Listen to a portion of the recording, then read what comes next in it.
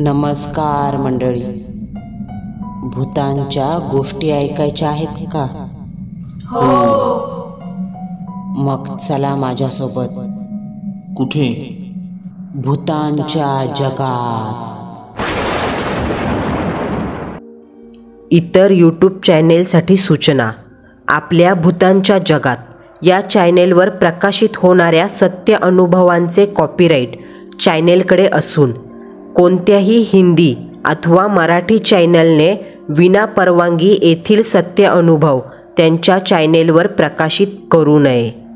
आपल्या आजच्या सत्य अनुभवाचे नाव आहे मुंजा. आपण आज जो सत्य अनुभव ऐकणार आहोत तो आपल्याला सार्थक यांनी पाठवला असून सदरील अनुभव त्यांच्याकडे अडीअडचणी घेऊन आलेल्या एका कुटुंबाचा आहे. नमस्कार, माझे नाव सार्थक. मी दौंड तालुक्यातील एका छोट्याशा गावातील रहिवासी. माझे वडील हे शंभू महादेवाचे नित्य भक्त आहेत. महादेवाच्या कृपेनेच लोककल्याणार्थ बाहेरवास इत्यादींची बाधेचं आणि अडीअडचणीचं निराकरण करण्याची शक्ती त्यांच्यामध्ये आहे. मी स्वतः मांढरच्या काळूबाई मातेचा भक्त आहे. मी लहान असताना आमच्या रानामध्ये विहिरीच्या खोदकामाच्या वेळी 2.5 फूट उंचीची काळूबाईची पाषाणी प्रतिमा सापडली होती. त्या प्रतिमेची घराच्या अंगणामध्ये स्थापना करून तिथे नित्यसेवा सुरू झाली. हळूहळू येणाऱ्या लोकांना देवीचा अनुभव येऊ लागला. त्यातीलच आमच्या ओळखीत असणाऱ्या रेश्माताईंचा हा अनुभव मी त्यांच्याच शब्दात सांगत आहे. मी रेश्मा. कर्जतमधील दादा पाटील कॉलेजमध्ये माझी 2013मध्ये 12वी पूर्ण झाली. अमोल आणि माझं कॉलेजमधलं प्रेम 2021मध्ये 7 जन्माच्या लग्नगाठी बांधून ते सफल झाले.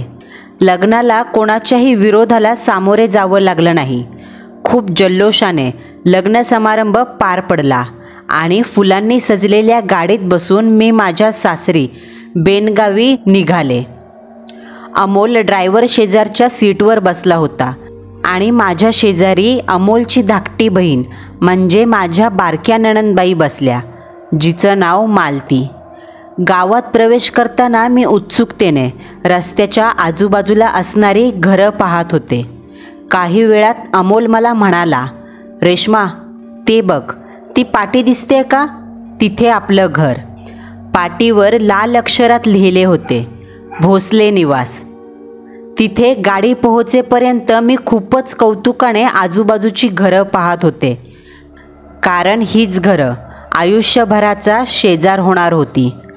त्यातच आमच्या घराजवळील एक घर सोडून दुसरे घर पूर्णपणे अंधारात बुडालेले, शांत बसलेले दिसले. संध्याकाळची वेळ म्हणून प्रत्येक घरासमोरील तुळशीत दिवे लागले होते. लाईटीच्या रोषणाईने सर्व घरं गजबजली होती, त्या एका घराला सोडून. ते घर पूर्ण अंधारात सामावले होते. रस्त्यावर असलेल्या लाईटीच्या खांबाचा प्रकाश देखील त्या घरापर्यंत पोहोचत नव्हता. कारण त्या घराच्या अंगणामध्ये मोठी 2 झाडं होती, एक वडाचं आणि एक पिंपळाचं. त्यातील वडाचं झाड इतकं मोठं होतं का त्याच्या फांद्या जवळपास आमच्या घराला शिवत होत्या. मी त्या घराकडे पाहतच होते. तेवढ्यात शेजारी बसलेली मालती मला हलवत म्हणाली, वहिनी, तिकडे नका बघू. मला खरं तर काही समजलं नाही. शेवटी गाडी घरी पोहोचली. घर म्हणजे काय खूप मोठा बंगला नाही. आमचं घर म्हणजे खूप मोठा बंगलाही नव्हता आणि खूप छोटंही नव्हतं. स्वप्नातल्या घरासारखं घर. आईंची रूम, मालतीची रूम, आमची रूम, हॉल, देवघर, अशा घरामध्ये माझा गृहप्रवेश झाला आणि आमच्या संसाराला सुरुवात झाली. दुसऱ्या दिवशी सकाळी उठून आम्ही दोघे ग्रामदेवी श्री तुकाई मातेच्या दर्शनास पायी गेलो. आत्ता सुरू झालेल्या संसारासाठी देवी आईकडे मागणे मागून घरी परतलो. घरी येताना त्याच अंधारात बसलेल्या घराकडे माझं लक्ष गेलं. मी अमोलला म्हणाले, अमोल, आपण जायचं का तिथे? तसा अमोल कठोर शब्दात म्हणाला, कशाला? काय गरज आहे? उगाच नसत्या उचापती नको. अमोल तसा खूपच तापट स्वभावाचा, म्हणून मी हसून म्हटलं, अहो आपले शेजारी आहेत, मग शेजार धर्माची सुरुवात नको का करायला? त्यावर अमोल आमच्या घराशेजारील घराकडे बोट करत म्हणाला, ते निर्मला काकूचं घर आहे. तुझ्या शेजार धर्माची सुरुवात तिथून कर. त्या अंधाऱ्या कोठडीत जायची काही गरज नाही. असं म्हणून अमोल झपाझप पावले टाकत घरी गेला.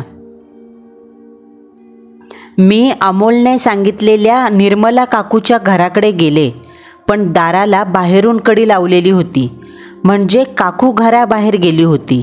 अशात आत जाणे योग्य नाही असा विचार करून मी माघारी निघाले.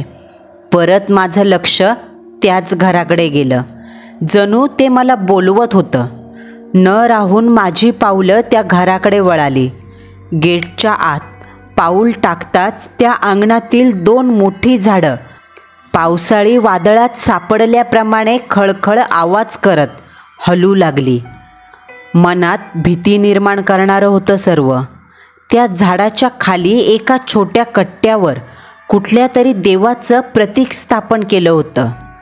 मी तिकडे दुर्लक्ष करून घराकडे पाऊल टाकत निघाले. घराचं दार बंद होतं, म्हणून दारावर थाप मारली. त्याच वेळी आतून दार उघडलं गेलं. जणू काय मी येण्याची कोणीतरी वाटच पाहत होतं. समोरचं दार उघडणाऱ्या माझ्या सासूबाईंच्या वयाच्या एक काकू, कपाळावर मोठं लाल कुंकू, डोळ्याखाली काळी वर्तुळं, जणू काय कधी झोपल्याच नसाव्यात. काळपट रंगाची नऊवारी साडी नेसल्या होत्या. खूप धिप्पाड शरीरयष्टीच्या त्या काकू माझ्याकडे अशा पाहत होत्या, जणू काय कित्येक वर्षापासून माझीच वाट पाहत होत्या. मला हाताला धरून त्यांनी आत घेतलं आणि म्हणाल्या, ये ग बाई ये, तू त्या भोसलेंची सून ना, ये. मी त्या घरात प्रवेश केला. घरात सर्वत्र अंधार पसरला होता. मला आत चटईचं अंथरूण टाकून त्यावर बसवलं आणि दुसऱ्या रूममध्ये जाऊन एक पितळी डबा घेऊन काकू लगबगीने परत आल्या आणि माझ्या पुढेच येऊन बसल्या. म्हणाल्या, भोसले बाईला चांगलीच देखणी पोर सापडली की, घे घे आकर. असं म्हणत स्वतः डबा उघडून त्यातील एक पेढा माझ्या तोंडात घातला. मी देखील काकूचा मान राखत, अहो काकू कशाला, असू द्या की, असं म्हणाले. पण माझ्या तोंडात तो पेढा कोंबताना काकूच्या चेहऱ्यावर वेगळाच आसुरी आनंद होता. डोळे मोठे करत, गालावर एक विकृत हास्य आणत काकूने माझ्या केसांचा आंबाडा सोडला आणि केसांमध्ये हात फिरवत म्हणाल्या, काय ग, किती सुंदर केस आहेत, अगदी काळे कुळकुळीत, लांब सडक. आणि मग माझा हात हातात घेत म्हणाल्या, गोरापान रंग आहे तुझा, तू खूप आवडशील त्याला. मला काही समजलंच नाही, म्हणून कपाळावर आठ्या आणत मी म्हणाले, काय म्हणालात? तशा काकू म्हणाल्या, अगं अमोलबद्दल बोलतेय मी, तू खूप आवडशील त्याला. त्यावर मी हसून, काकू तुमचं नाव काय, असं विचारलं. त्यावर त्या एकदम गंभीर झाल्या आणि म्हणाल्या, चल बया, जा आता, परत ये कधीतरी, खूप वेळ झालाय, नाहीतर तुझी सासू म्हणल मंगलीनं सून दाबून धरली म्हणून. असं म्हणत अगदी माझ्या हाताला धरून त्यांनी मला घरातून बाहेर काढलं आणि पुन्हा माझ्या कमरेवर हात फिरवत बारीक आवाजात म्हणाल्या, भागलं र गड्या, तुझं भागलं आता. एवढं बोलून धाडकन त्यांनी दार लावून घेतलं. मी माझ्या घराकडे निघाली, परंतु अजूनही ती झाडं तशीच हालत होती. त्यांच्याकडे पाहून खूप भीती वाटत होती, म्हणून पटापट पावले टाकत मी गेटच्या बाहेर आले. त्या काकू अशा का वागत होत्या याचा विचार करत घराकडे निघाले. तेवढ्यात, ए रेश्मा, इकडे ये पोरी, अशी हाक कानावर आली. ती हाक निर्मला काकूंची. त्या घरी आल्या होत्या. काकूंनी मला अंगणात ठेवलेल्या बाजेवर बसवून त्या माझ्या शेजारीच बसल्या. माझी आणि त्यांची लग्नाच्या वेळेस भेट झाली होती म्हणून ओळख करून घेण्याची गरज पडली नाही. निर्मला काकू तशा माझ्या सासूबाईंच्या वयाच्या. माझ्याकडे पाहून त्यांनी चेहऱ्यावरती गंभीर भाव आणले आणि म्हणाल्या, काय ग, त्या मंगलीच्या घरी कशाला गेली होतीस? मी हसत म्हणाले, अहो काकू, सकाळी त्यांच्यासोबत देवीच्या दर्शनासाठी पायी गेले. मग येताना म्हटलं 4 शेजाऱ्या पाजाऱ्यांची ओळख करून घ्यावी म्हणून गेले. त्यावर त्या अजून गंभीर होऊन म्हणाल्या, ते काय नाही रेश्मा, तुला कशाची गरज लागली तर बिंदास माझ्याकडे ये. मी तुला तुझ्या आईसारखी आहे. पण त्या चेटकिनीच्या घरात अजिबात जाऊ नकोस. काय चेटकीन? मी म्हणाले. त्यावर काकू म्हणाल्या, अगं 1 नंबरची चेटकीन आहे. करणी भानामती करण्यात एखाद्या मांत्रिकाला पछाडेल अशी डाकीन आहे, डाकीन. मी म्हणाले, काय केलंय त्यांनी मला नीट सांगा, असं कोड्यात बोलू नका. त्यावर त्या म्हणाल्या, अगं जवळपास 25 वर्षापूर्वी गावातल्या कुलकर्णी बुवाच्या 20 वर्षाच्या पोराला हिने असंच मारलं. लय देखणं आणि हुशार पोरग. तुकाईच्या देवळात पोरगा पुजारी होता. तोंडातून मोती पडावेत असा वेद मंत्रपठण करायचा. सकाळ संध्याकाळ देवळात दिवाबत्ती करायचा. त्या दिवशी देखील तो असाच दिवाबत्ती करायला मंदिराकडे चालत निघाला आणि या मंगलीनं वाटेतच अडवला त्याला. त्याच्या हातावर एक पेढा ठेवला आणि म्हणाली, प्रसाद आहे, घे. ते बिचारं देवभोळं लेकरू. त्याने माथ्याला लावून तो पेढा प्रसाद म्हणून खाल्ला आणि तो मंदिराच्या दिशेने निघाला. पण मंदिरात न जाता त्याने अचानक मंदिराच्या मागच्या विहिरीत जाऊन उडी मारून जीव दिला. गावात बोंबाबोंब झाली. एवढं देवधर्माचं तरणताठं पोरग आत्महत्या कशी करल? काय झालं असावं? एकच खळबळ उडाली. पण या चेटकिनीने त्याला मंतरलेला पेढा खायला घालून वश करून मारला हे सत्य मला आणि तुझ्या सासूलाच माहिती आहे. कारण त्यावेळी आम्ही तिथेच होतो. हे सर्व आम्ही डोळ्याने पाहिलं. स्वतःला मूलबाळ नाही म्हणून नवऱ्यानं सोडून दिली आणि आता लागली दुसऱ्याचं वाटोळं करायला. गावात कित्येक जणांचं हिनेच वाटोळं केलंय. खालच्या वस्तीत राहणाऱ्या माळ्यांचा पोरगा पण म्हणत होता, बुवांच्या पोराला स्मशानात दहन केल्यानंतर ही चांडाळीन रात्री तिथं गेली आणि चिमट्यानं पकडून पकडून त्याच्या अस्थी घरी घेऊन आली. त्याच रात्री खिडकीतून पाहिलं तर त्या झाडाखाली बसून धूप दिवा लावून काहीतरी बरळत होती आणि सकाळी मी अंगणातून डोकावून पाहिलं तर त्या झाडाखाली एक शेंदूर फासलेला दगड ठेवला होता, ज्याला गारगोटीचे डोळे बसवले होते. आधी तो नव्हता, पण त्याच रात्री तिने तो स्थापन केला. देवच जाणे ते काय आहे, पण तू त्या वाटेला जाऊ नकोस. हे सारं कळाल्यानंतर मी घरी आले. काकूंनी जे काही सांगितलं ते ऐकून मला धक्काच बसला. मी देवघरात गेले. स्वामी महाराजांच्या फोटोसमोर हात जोडले आणि प्रार्थना करावी तर माझी जीभच उचलत नव्हती. तेवढ्यात बेडरूममधून अमोल सुटकेस हातात घेऊन बाहेर आला आणि म्हणाला, झाली का भेट शेजाऱ्यांची? मी निशब्द होऊन होकारार्थी मान डोलवली. आई म्हणाल्या, अमोल कधी येणार आता?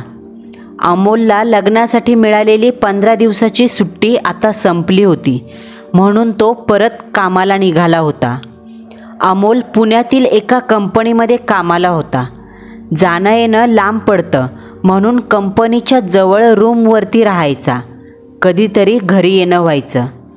अमोल म्हणाला, आता काय 1-2 महिन्याशिवाय सुट्टी भेटणं कठीण आहे. ठीक आहे, येतो मी. असं म्हणताना आई किचनमध्ये गेले आहेत हे पाहून अमोलने हळूच माझ्या कमरेला चिमटा काढला आणि म्हणाला, करमेल ना माझ्याशिवाय, असं म्हणत हसत हसत आईला येतो ग आई असं म्हणून निघून गेला. मी देखील अमोलला टाटा करून किचनमध्ये आले. निर्मला काकूंनी जे काही सांगितलं ते सतत मनात घुमत होतं. मी सर्व काही आईंना सांगून टाकलं. तसा आईंचा पारा चढला आणि म्हणाल्या, मला न विचारता तू तिथे गेलीसच कशी? अगं ती बाई चेटकीन आहे. निर्मला जे काही बोलते ते अगदी सत्य आहे. तिचं हे भयानक सत्य माहीत झाल्यापासून निर्मलाने आणि मी तिच्याशी सर्व संबंध तोडून टाकलेत. मी आईला म्हणाले, आई माफ करा, चूक झाली, कुठून दुर्बुद्धी सुचली आणि तिथे गेले. आई म्हणाल्या, किचनचं काम उरक आता. तुकाईच्या देवळात सप्ताह बसणार आहे, मी तिथे जाते, मला यायला उशीर होईल. मालती मैत्रिणींच्या घरी गेले, घरावर लक्ष ठेव असं म्हणून आई बाहेर पडल्या. आईंनी भाजी केली होती म्हणून मी भाकरीचं पीठ मळलं. तव्यावर एक भाकरी टाकून दुसरी थापायला घेतली. तोच पुन्हा मनात विचार येऊ लागला, कारण मी मंगला काकूच्या हातून तो पेढा खाल्ला होता म्हणून मनामध्ये एक भीती होती. सतत तोच विचार करू लागले आणि या विचारांच्या नादात तव्यावरील भाकरी पूर्ण जळाली. किचनमध्ये सर्वत्र धूर पसरला.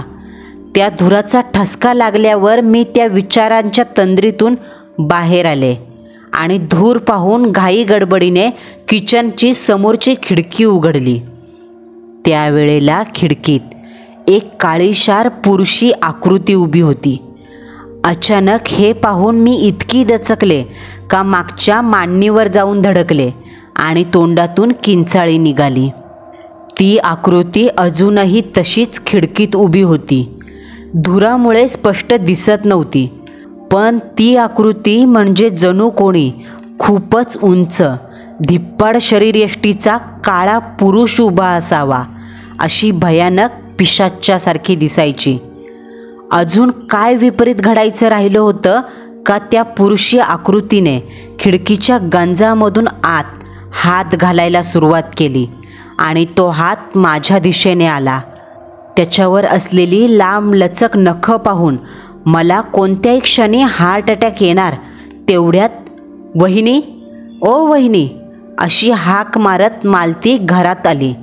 मला थोडासा धीर आला तशी मी किचनमधून बाहेर पडले.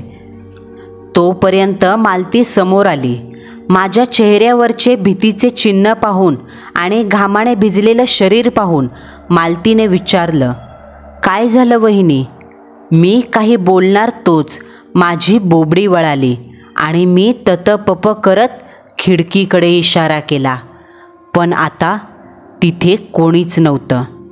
मालतीला मी सर्व काही सुरुवातीपासून सांगितलं. त्यावर त्या म्हणाल्या, वहिनी तुम्ही त्याच गोष्टींचा विचार करत होतात म्हणून भास झाला असेल. अशी माझी समजूत काढत तिने मला बेडरूममध्ये नेऊन बेडवर बसवलं. टेन्शन घेऊ नका, मी बघते स्वयंपाकाचं असं म्हणाली. पण मला माहिती आहे तो भास असूच शकत नव्हता. माझं काळीज अजूनही धडधड करत होतं. मला एकटीला बसायला भीती वाटली म्हणून मी किचनमध्ये गेले आणि मालती ताईची मदत करू लागले. सासूरवाडीतील माझा पहिला दिवस इतका भयानक होईल याचा मी विचारही केला नव्हता. त्यानंतर संध्याकाळी जेवण करताना आम्ही तिघींनी खूप गप्पा गोष्टी केल्या. आईंनी लहानपणीचे किस्से सांगितले, पण मी त्यावेळेस किचनमध्ये घडलेला प्रकार कळू दिला नाही. मी माझ्या रूममध्ये झोपायला गेले. सर्व लाईट बंद करून तोंडावर पांघरून घेऊन अमोलला फोन लावला. जवळपास 12:30 वाजेपर्यंत गप्पा मारून आम्ही फोन ठेवला. मी झोपले, पण अर्ध्या तासात मला खाडकन जाग आली. तेव्हा 1 वाजला होता. कदाचित लाईट गेली असावी, कारण फॅन बंद झाला होता. गरम झालं म्हणून जाग आली, पण त्या क्षणी मला खोलीमध्ये खूप घाण, एखादं जनावर मेल्यासारखा वास येत होता. मी साडीच्या पदराने नाक बंद केलं, तरीही तो वास येतच होता. खूप झोप आली होती म्हणून जास्त विचार न करता तोंडावर पांघरूण घेऊन झोपण्याचा विचार केला. पण तेवढ्यात लाईट आली. बटन तर बंद केले होते, मग लाईट चालू कशा झाल्या? पंखा चालू झाला आणि त्याच वेळी त्या प्रकाशात मला जे दिसलं ते पाहून मी जिवंत तरी कशी काय राहिले याचं मलाच नवल वाटतंय. जवळपास 7-7.5 फूट उंचीचा एक भरगच्च शरीरयष्टीचा पुरुष, रंगाने गोरापान पण पूर्ण रक्ताळलेलं शरीर. त्याच्या त्वचेकडे पाहून असं वाटत होतं हे शरीर कित्येक दिवस पाण्यात राहिल्याने फुगलेल्या बेडकासारखं दिसत होतं. गुडघ्यापर्यंत मळकट धोतर नेसलेल्या त्या पुरुषाचे डोळे लिंबासारखे गोल. त्याला नाक नव्हतं, त्या जागी 2 बिळं होती. तोंडातून एक वीतभर लांब जीभ लोंबत होती आणि त्यातून लाळ सतत टपकत होती. डोक्यावर एक केस नव्हता, होती ती फक्त महिलेच्या वेणीसारखी लांब लचक शेंडी जी म्हशीच्या शेपटीसारखी हालत होती. त्याच्या अंगातून पाणी गळत होतं, जणू काय आत्ताच पाण्यातून भिजून आलाय. हात गुडघ्या इतके लांब होते आणि असं हे विद्रूप भेसूर ध्यान हाताने स्वतःची मान मोडत खिखी करत हसत होतं. हे इतकं भयानक पिशाच्च पाहून माझी बोबडी वळाली, हातपायातून अवसान गळालं. या दृश्याची आता कल्पना जरी केली तरी अंगाचा थरकाप उडतोय. माझ्या काळजाचे ठोके स्पष्ट ऐकू येऊ लागले. देवाचं नाव घ्यावं असा विचार केला, पण बोबडी वळाल्यामुळं ते सुद्धा कठीण झालं. कसे बसे तोंडातून राम राम एवढेच शब्द निघाले. तर ते प्रेत अजून जास्त खिखी करत हसू लागलं आणि 10-12 पुरुषांचा एकत्र आवाज यावा अशा घोगऱ्या आवाजात ते ध्यान बोलू लागलं. लोकाभिराम रणरंगधीरम राजीवनेत्रम रघुवंशनाथम करुण्यरूपम करुणाकारम श्रीरामचंद्रम शरणप्रपद्ये. असं म्हण म्हणजे भूतप्रेत पळून जाईल. पण मी तर भूतही नाही आणि प्रेतही नाही. असं बोलून ते पुन्हा खिखी करत हसू लागले. पिशाच्याच्या तोंडातून श्रीरामरक्षेतील हा श्लोक ऐकून माझी मतीच गुंग झाली. एखादं पिशाच्च असं कसं म्हणू शकेल? तोच ते प्रेत पुन्हा बोलू लागलं. कर, कुठल्या देवाचा धावा करायचाय कर, बघू कुठला देव धावून येतोय. कोणी नाही वाचवू शकणार तुला, तू आता माझी आहेस. असं बोलून ते प्रेत पिसाळलेल्या कुत्र्यासारखं तोंडाला फुरक्या मारत गपकन माझ्या बेडवर उडी मारून माझं नरडं दाबून बेडवर पडलं.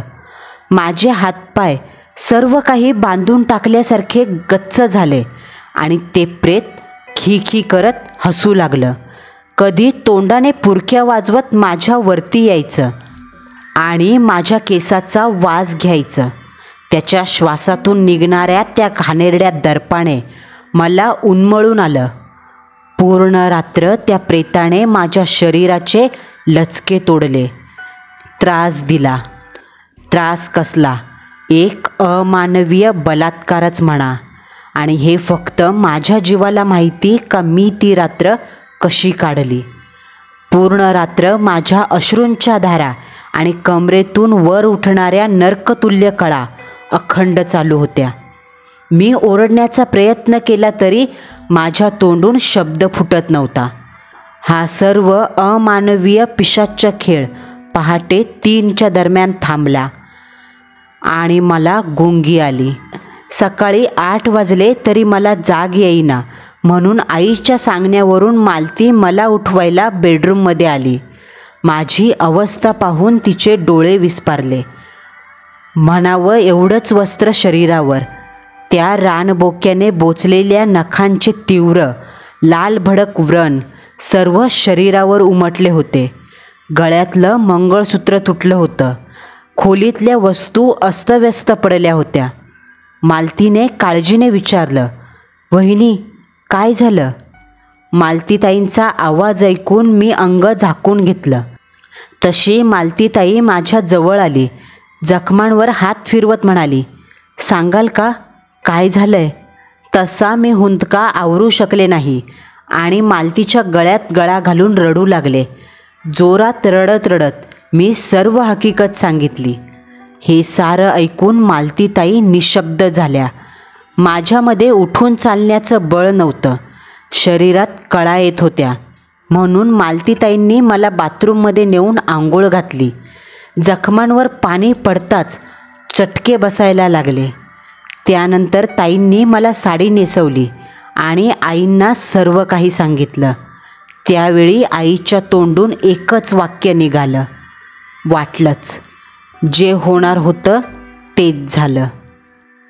आणि आई मालतीताईंना म्हणाल्या, बाहेर कोणाला काहीच कळता कामा नये, उगाच रेशमाची बदनामी होईल. यावर मालतीताईंनी होकारार्थी मान हलवली. मी किचनच्या कामाला लागले, पण शरीरात अवसान शिल्लक नसल्याने आई म्हणाल्या, राहू दे, देवासमोर बसून नामस्मरण कर. मी गुपचूप गेले आणि देवघरात बसून स्वामींचा जप करणार. तेवढ्यात ते ध्यान माझ्या आणि देवघराच्या मधोमध उभं राहिलं. मला पुन्हा घाम फुटू लागला. ते पिशाच्च खिखी करत हसू लागलं. आपल्या प्रेताड लांबलचक हातांनी टाळ्या वाजवत ओरडू लागलं. मी मनातल्या मनात श्री स्वामी समर्थ, जय जय स्वामी समर्थ असा जप करू लागले. तोच ते प्रेत म्हणालं, कर, कोणाकोणाचं नामस्मरण करायचंय कर, पाहू दे तुला वाचवायला कोण येतंय. प्रेताच्या तोंडून हे ऐकता माझ्या सर्व अंगाचा थरकाप उडाला. हातातील जपमाळ निसटून खाली पडली. स्वामींच्या फोटोकडे पाहून मी शरणागत होऊन विनवण्या करू लागले. स्वामी, का परीक्षा पाहताय माझी? हा राक्षस तुमच्या लेकीला त्रास देतोय. गप्प बसू नका, रक्षण करा महाराज. तसं ते प्रेत पुन्हा हसू लागलं. अगं, आयुष्यभर मी देवाची उपासना, जप, मंत्र उच्चारण, व्रतवैकल्य सर्व काही करून स्वतःला सिद्ध केलं आहे. म्हणून कुठलाच देव, मंत्र, तंत्र, यंत्र माझं काहीच वाकडं करू शकत नाही. मी तुला घेऊन जाणार. दे फेकून ती माळ आणि चल माझ्यासोबत. हे सर्व ऐकून माझं डोकं वेदनांनी फणफणू लागलं. मला त्या नरकीय यातना नको झाल्या. मी जोरात आई असं ओरडले. आई धावत देवघराजवळ आल्या. तोच मी जमिनीवर बेशुद्ध पडले. आईंनी माझं डोकं मांडीवर घेतलं. उठ बाळा, काय झालं असं म्हणून उठवू लागल्या. माझं सर्व अंग तापाने विस्तवासारखं फणफणत होतं. आईंना माझ्या शरीराचा ताप जाणवला. त्यांनी लगेचच निर्मला काकूच्या मुलाला म्हणजे नितीनला फोन करून सर्व परिस्थिती सांगून गाडी मागवली आणि मला हॉस्पिटलमध्ये नेण्यात आलं. हॉस्पिटलमध्ये सर्व चेकअप झाल्यावर डॉक्टर म्हणाले, यांच्या अंगात रक्तच नाही, खातपीत नाही का? त्यावर मालतीताई म्हणाल्या, नाही हो, वहिनी रोज वेळेवर पोटभर जेवते. त्यावर डॉक्टर म्हणाले, पण यांच्याकडे पाहून तर 8 दिवसाच्या उपाशी माणसाप्रमाणे यांच्या अंगात रक्तच नाही हे दिसतंय. पूर्ण शरीर अशक्त झालंय. त्यानंतर डॉक्टरांनी मला एक सलाईन लावली, गोळ्या औषधं दिल्या. मी घरी आले. आई, निर्मला काकू याच विषयावर चर्चा करत बसल्या होत्या. मी आल्यावर त्या उठून बाहेर आल्या. मला हॉलमधल्या सोफ्यावर बसवून काय झालं अशी विचारपूस केली. काहीही बोलण्याचं अवसान माझ्यात शिल्लक नव्हतं. तोच माझी नजर बेडरूमच्या दिशेने गेली. बेडवर मांडी घालून बसलेलं ते ध्यान मला पाहून जिभळ्या चाटत हसत होतं. हाताने इकडे ये असा इशारा करून गायब झालं. त्याला पाहून माझ्या हृदयाची धडधड जास्तीच वाढली. मी शेजारी बसलेल्या काकूंना मिठी मारून रडू लागले. शेवटी मालतीताईंनी न राहून माझ्यासोबत घडलेला प्रकार काकूंना सांगितला.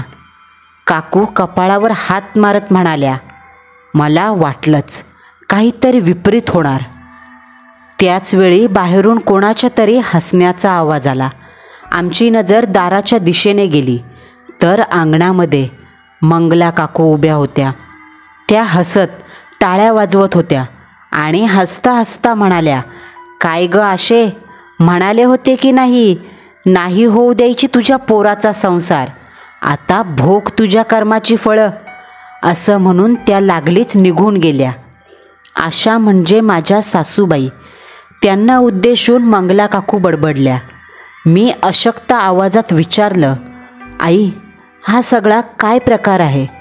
त्यावर निर्मला काकू म्हणाल्या, "अगं, आशाबाई आणि मंगलाबाई लहानपणीच्या मैत्रिणी.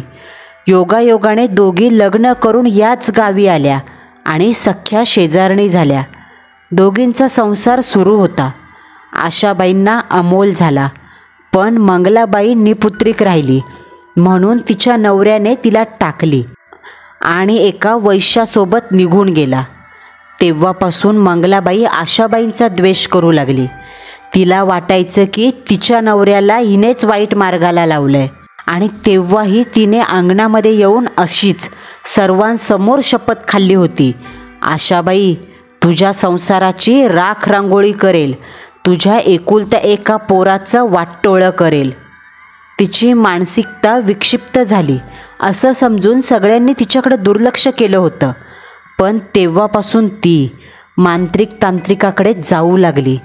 काळ्या विद्या शिकून तिने प्रयोग सुरू केले आणि काही महिन्यातच तुझे सासरे म्हणजे नारायणराव यांचं अकाली निधन झालं आणि आता तुझं वाटोळं करायला निघाली आहे ती चेटकीन. त्यावर आई निर्मला काकूला म्हणाल्या, "निर्मले, काहीतरी मार्ग असेल ना गं?" यावर थोडा विचार करून निर्मला काकू म्हणाल्या, "माझ्या ओळखीत एक देवबाप्पा आहे, तेच काहीतरी मार्ग दाखवतील."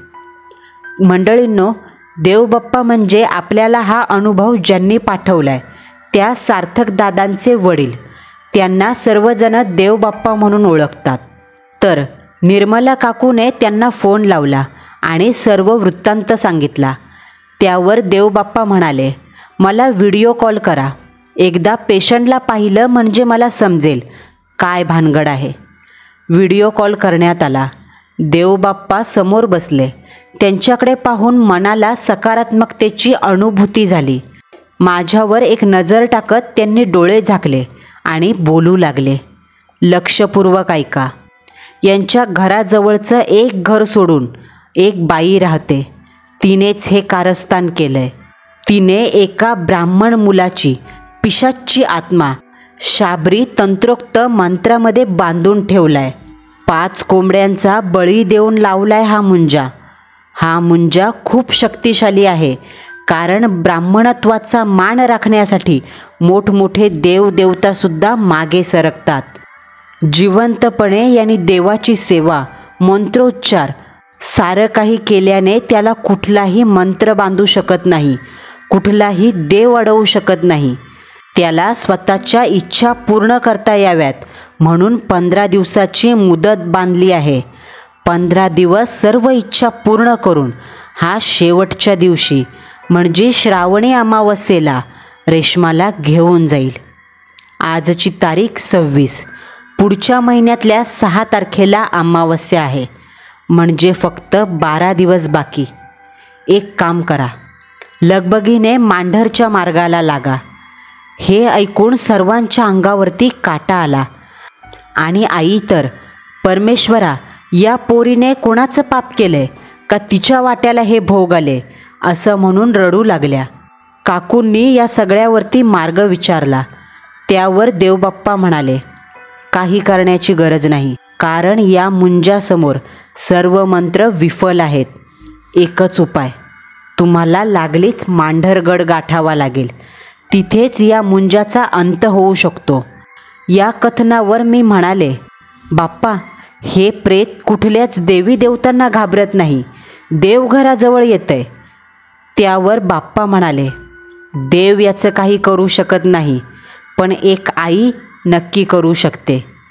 आई काळूबाई साक्षात महाकाली जगन्माता आहे.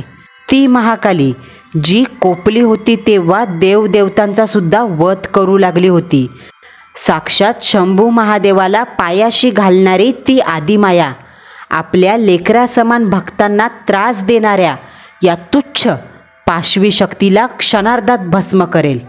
या देवीच्या क्रोधाला भयभीत होऊन साक्षात ब्रह्मविष्णूसुद्धा विंध्याचलाच्या पर्वतावर लपले. ती महाकाली अशा दुष्ट नकारात्मक शक्तींचा नाश करण्यासाठी रणरागिणीच्या रूपात मांढरगडावरती विराजमान झाली आहे. ब्राह्मणत्वाचा मान राखण्यासाठी देवी देवता मागे सरकतात, पण ही इतकी उग्र आणि विस्फोटक पराशक्ती आहे जिने देवतांना बक्षलं नाही, तिच्यापुढे हे तुच्छ प्रेत काय चीज. एवढं बोलून बाप्पांनी काळजी घ्या आणि घाई करा असं सांगून फोन ठेवला. आई म्हणाल्या, रेश्मा, अमोलला फोन कर आणि त्याला काळूबाईच्या दर्शनाला जायची कल्पना दे. यावर मी अमोलला लगेच फोन केला आणि मांढरगडचा विषय काढला. तोच चिडलेल्या स्वरात अमोल म्हणाला, दर्शनाला जायला सुट्टी काय मागतेस? इथे माझ्या बॉसने कामावरूनच काढून टाकलंय मला. माझ्या जागी दुसरंच कोणाला तरी घेतलंय. आता मी मित्राच्या घरी राहतोय. जोवर नवीन काम लागत नाही तोवर घरी येणार नाही. हे काळूबाईला जायचं काय नवीन खूळ काढलंस? माझी अजिबात परवानगी नाही. ती तांत्रिक मांत्रिकाची देवी आहे. आपल्यातलं कोणीच तिकडं कधी गेलं नाही. नसता मनाचा कारभार करू नको. काय देवदेव करायचंय तो घरीच कर. जर मला कळलं तू काळूबाईला गेलीस तर माझ्या इतकं वाईट कोणी नाही असं म्हणत त्याने फोन कट केला. आता मला रडू आवरेना. अमोलने माझं काहीच ऐकून घेतलं नाही. असं वाटत होतं जणू ते पिशाच्च अमोलच्या तोंडून हे बोलवून घेतंय. आई म्हणाल्या, अगं काम गेलंय त्यामुळे टेन्शनमध्ये असेल म्हणून चिडचिड करतोय. पण मला खात्री होती हे सर्व त्या प्रेताने केलं होतं. माझ्या अंगात ताप भरला.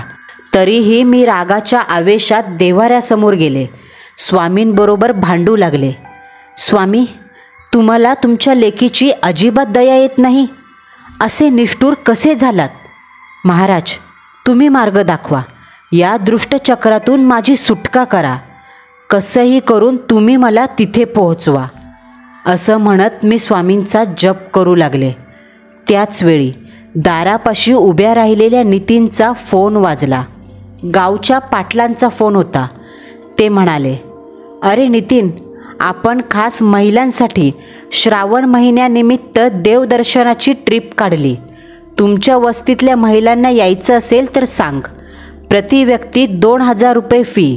सिद्धटेकचा सिद्धिविनायक, पळसदेवचा पळसनाथ, शिखर शिंगणापूर, महाबळेश्वर आणि तेथूनच जवळ असलेली मांढरगडची काळूबाई, तसंच कारंजांच्या सोमेश्वराचं दर्शन घेऊन घरी यायचं आहे असं ठरलंय. कोण असेल तर मला कॉल करून कळव. नितीन हो म्हणाला आणि फोन ठेवताच त्याने ही गोष्ट आम्हाला सांगितली. त्या क्षणी निर्मला काकूसह आम्ही खुश झालो. स्वामींनीच रस्ता दाखवला असं म्हणून स्वामींचे आभार मानले. शेवटी स्वामींनी मांढरदेवी काळूबाईला जाण्याचा योग जुळवून आणलाच. निर्मला काकूंनी नितीनला सांगितलं, पाटलाला फोन करून सांग आमच्या वस्तीतल्या 4 बायका येणार आहेत. आशा, रेश्मा, मी आणि मालती, आम्ही 4घीही जाऊ. देवदर्शन देखील होईल आणि आई काळूबाईच्या कृपेने मागे लागलेली ही पीडा दूर होईल. मी आईंना म्हणाले, आई, अमोलला कळलं तर? त्याने तर नाही सांगितलंय ना? आई म्हणाली, जर त्याचा फोन आला तर महादेवाची ट्रिप आहे असं सांगूया. तोपर्यंत नितीनने पाटलांना फोन करून आमच्या 4घींच्या नावाचं बुकिंग केलं. ट्रिप 30 तारखेला 3ऱ्या श्रावणी सोमवारी सकाळी 10 ते 11च्या दरम्यान निघणार होती. म्हणजे अजून 4 दिवस बाकी. आता माझ्यासमोर नरक यातनेचे हे 4 दिवस करून उभे होते. सर्व काही ठरल्यानंतर नितीन, निर्मला काकू घरी गेले. मी आईसोबत त्यांच्या रूममध्ये झोपले होते. मालती स्वतःच्या रूममध्ये झोपली होती. तोच रात्री 12 वाजता मालतीच्या रूममधून एक किंचाळी ऐकू आली. तशा आम्ही दोघी धावत मालतीकडे गेलो. तिच्या दाराची कडी आतून बंद होती. आम्ही खिडकीतून पाहिलं तर बेडवर मालती पडून होती. तिच्या छातीवर ते विद्रूप ध्यान 2 पायांवर बसून मालतीचं नरडं दाबत होतं. आईंना ते दिसत नव्हतं, पण मला अगदी स्पष्ट दिसत होतं आणि माझ्याकडे पाहून हसत होतं. त्या म्हातारीचा पदर सोडून आत ये, नाहीतर हिचा जीव घेईन. मी जोरात ओरडले, हो तसंच करते. असं म्हणताच दाराची कडी आपोआप उघडली. आम्ही आत गेलो तेव्हा मालती बेडवर बसली होती. तिने सांगितलं, अचानक गळ्याला दाब बसल्यामुळे ठसका लागला होता. मी जाऊन तिला मिठीत घेतलं, शांत केलं. आईंना टेन्शन आलं होतं. मी म्हणाले, तुम्ही मालतीसोबत झोपा, मला अमावस्या होईपर्यंत काही होणार नाही. आणि असं म्हणून एक वेगळाच निर्धार करून मी माझ्या रूमकडे गेले. रूममधल्या टेबल फॅनवर ते ध्यान माकडासारखं बसलं होतं. त्याच्याकडे पाहून मनात इतकी भीती दाटून आली का पुढे पाऊल टाकण्याचं धाडसच होईना. मी दारातच उभी राहिले. तोच कोणीतरी जोरात कमरेत लाथ घातल्यासारखं मला जाणवलं आणि मी बेडवर जाऊन पडले.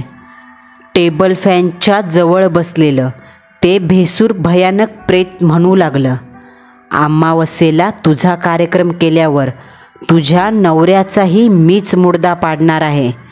तोपर्यंत त्याची कमी मी पुरवतोय. कशाला लांब पळतेस, माझी भूक भागव. असं म्हणून त्याने सरळ माझ्यावर उडी मारली आणि सुरू झालं नीच दृष्ट पाशवी शक्तीचं घाणेरडं चक्र.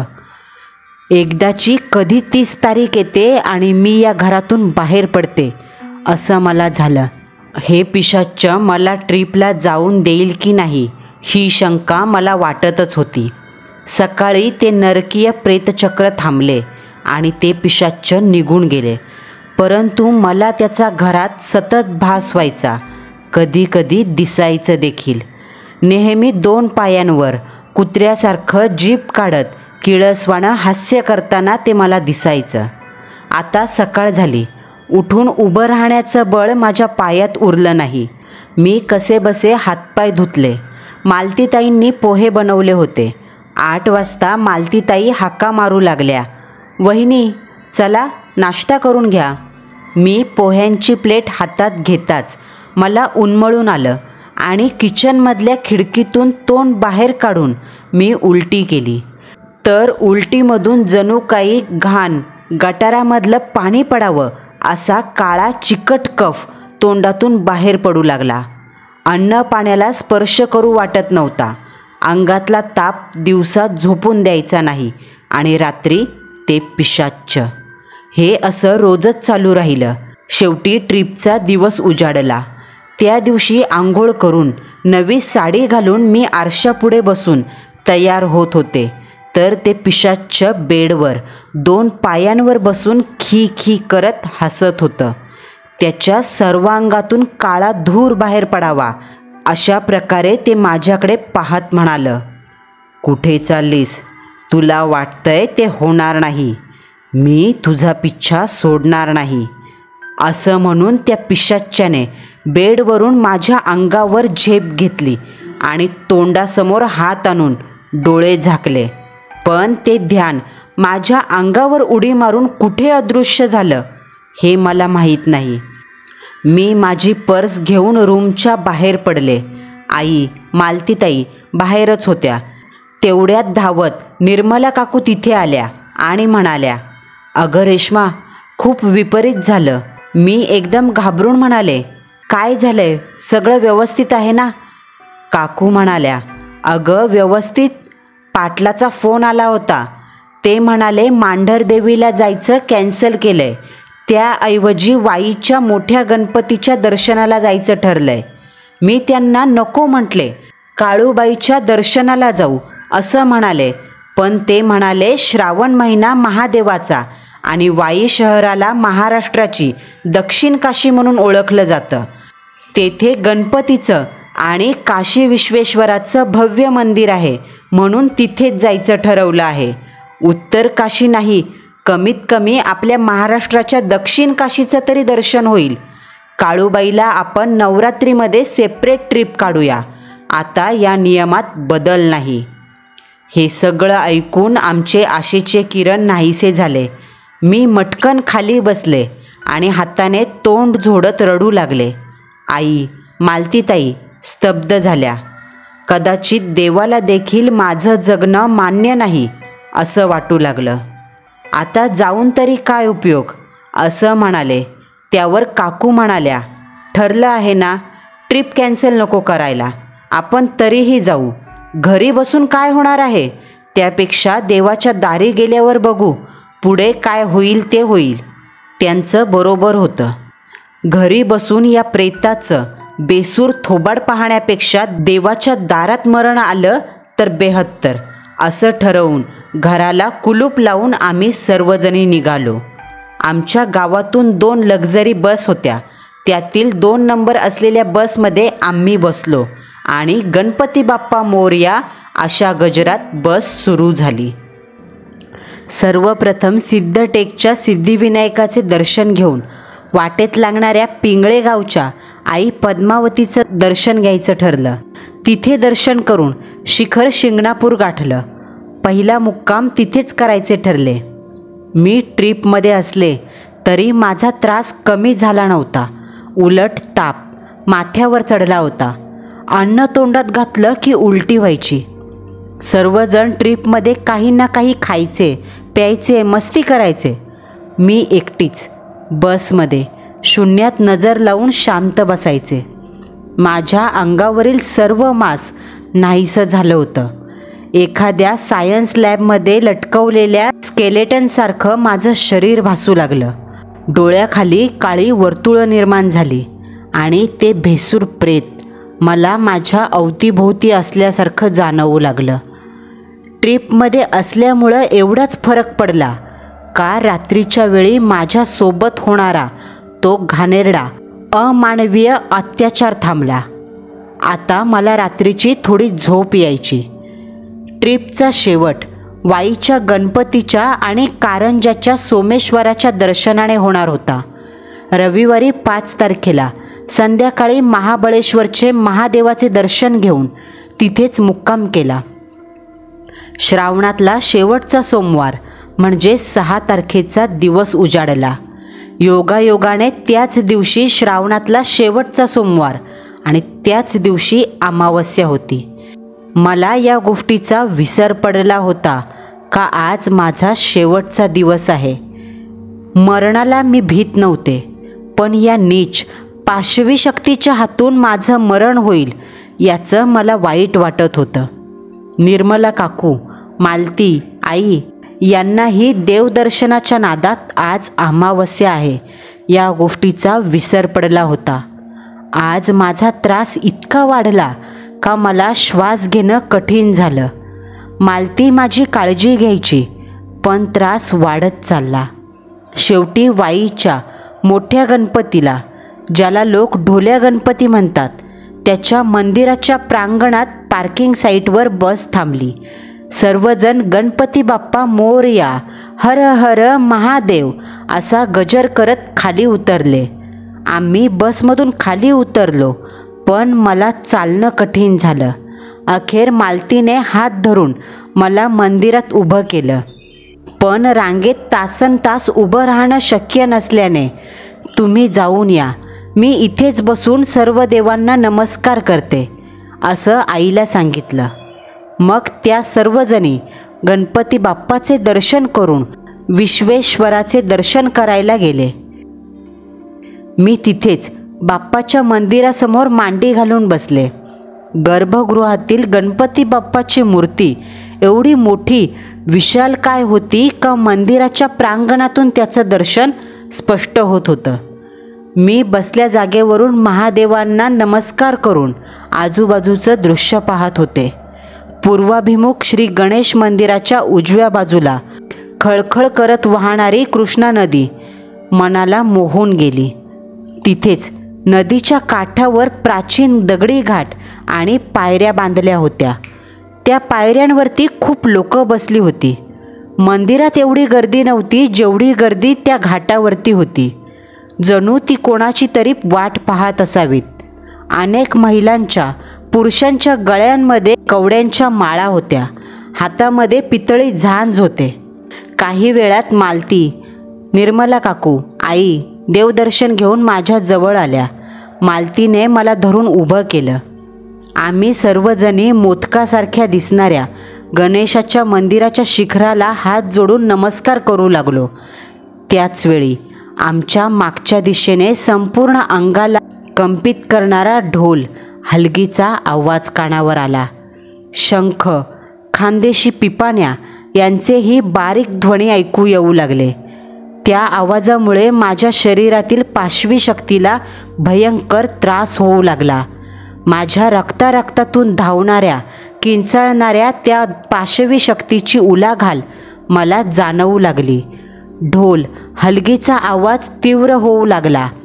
तसे घाटावर बसलेल्या लोकांमध्ये आनंदाची लहर आली. सगळ्यांच्या चेहऱ्यावर एक वेगळाच आनंद होता. सर्वजण खूप उत्साहाने उठून उभे राहून हातातील पितळी झांज जोरजोरात वाजवू लागले. मंदिरात दर्शन करणाऱ्या, प्रांगणात उभ्या असणाऱ्या लोकांचं लक्ष ढोल आणि हलगीच्या आवाजाकडे गेलं. आई, मालती, काकू सगळ्याजणी मागे वळून पाहू लागल्या. तोच त्यांच्या चेहऱ्यावर आनंद झळकला. देवदर्शन करून बसमध्ये जाणारे बाकीचे ट्रिपचे सदस्य देखील तिथेच उभे राहून हा सारा प्रकार पाहत होते. एकाएकी सर्वांनी हात जोडले. काही जण तर जमिनीवर लोळून दंडवत घालू लागली. सर्वांचे हात जोडून माना झुकल्या. मला पाहायचं होतं का मागून असं काय येतंय, पण माझं संपूर्ण शरीर ताठरलं गेलं. मी माझ्या शरीराला आणि मानेला मागे वळवण्यात अकार्यक्षम ठरले. कदाचित माझ्यातील पाशवी शक्ती माझ्या शरीराचा ताबा मिळवू पाहत होती. पण आज मला त्रास देणाऱ्या त्या पाशवी शक्तीच्या वेदना आणि किंचाळ्या मला स्पष्ट ऐकू येत होत्या. माझ्या दुप्पट प्रमाणामध्ये त्या पाशवी शक्तीला होणारा त्रास मला समाधान देत होता. शेवटी आईंनी माझ्या हाताला हिसका देत मला जोरात मागे फिरवलं आणि समोर पाहते तर काय, ढोल, ताशा, संबळ, झांज आणि चांगभलेच्या गजरात साक्षात श्री मांढरदेवी काळूबाई आईसाहेब पालखीमध्ये स्वार होऊन याच दिशेने येत होत्या. थेट मांढरगडावरून पालखीत विराजमान होऊन आईसाहेब साक्षात पाशवी शक्तीचा अंत करण्यासाठी हातात त्रिशूल घेऊन वेगाने येत असाव्यात असं मला जाणवलं. आईसाहेबांच्या दर्शनासाठी लोकांची गर्दी दाटून आली आणि पालखी सरळ कृष्णा नदीच्या दिशेने वळाली. त्याचवेळी एक जोगती आमच्यापाशी आले. त्यांनी गळ्यामध्ये कवड्यांच्या माळा धारण केल्या होत्या. हिरवीगार नऊवारी साडी परिधान केली होती. कपाळी मळवट भरला होता. तोंडात विड्याचं पान चावत त्या जोगतीन आईला म्हणाल्या, हिला कृष्णामाईच्या पाण्यात उतरवा. काही वेळात आईसाहेब स्वतः महास्नानासाठी नदीच्या पात्रात उतरतील. आईसाहेबांच्या पवित्र तीर्थाने त्यातल्या दृष्ट शक्तीचा नाश होईल. एवढं बोलून ती जोगतीन गर्दीमध्ये कुठे गायब झाली माहीत नाही.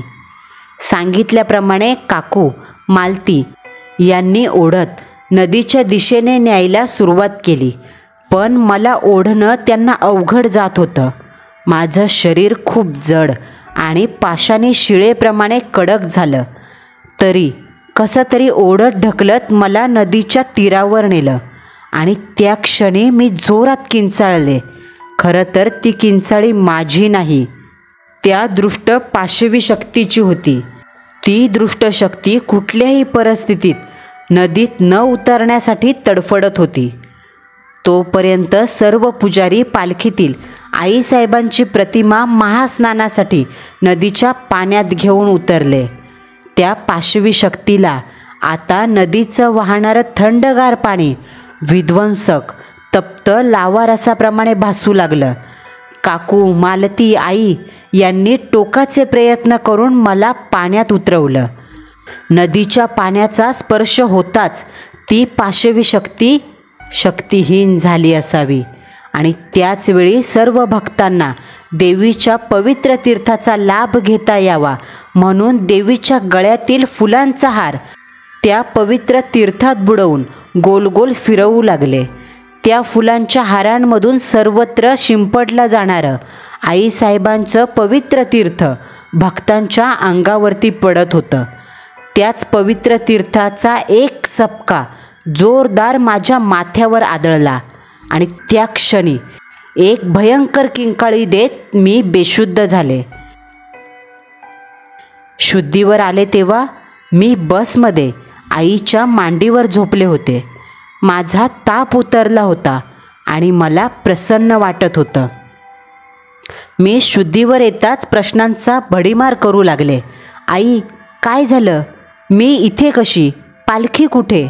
आई म्हणाल्या, सांगते, ऐक.